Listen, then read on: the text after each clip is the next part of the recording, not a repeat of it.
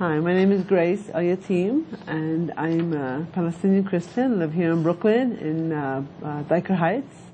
I have 4 children. My kids all know their phone numbers and their addresses and all of that. And so they can be alone. My 12-year-old does go to the library by himself, and he's done that. My 7-year-old has never. She's never done anything by herself, not even across the street, even though she wants to. She wants to do everything by herself, you know, but she doesn't. And so it gave us an opportunity to speak to them.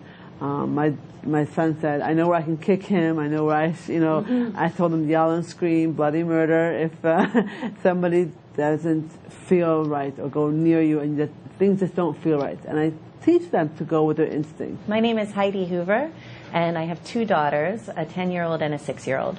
There are self-defense courses for children, and one company that I've worked with before is Prepare Inc., and they do full contact self-defense to teach children how to recognize their instincts and trust them, and then also how to physically protect themselves if they need to. And I think that that's really important, and in the wake of this, that's something I want to make sure I do for my kids. In the city, well, it's different. You need to teach them different kinds of safety. So for me, it's like it's like just teach him that safety and teach him that he cannot at least go with anybody or ask me first. Yes. And just be behind him all the time, be watching him all the time. That's the only thing I can do as a parent. The biggest thing for New York City, it's just very busy, as everyone pretty much knows about this.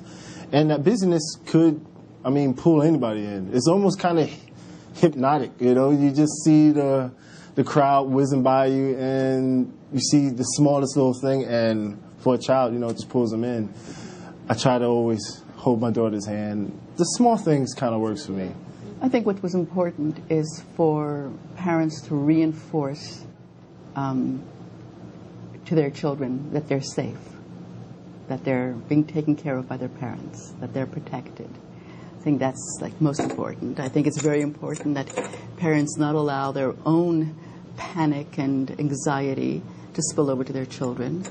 I think what happens when something like this hits the news, and especially a story like this one was, just so horrendously gruesome in its reality, and we adults, we respond to that with such horror and such fear.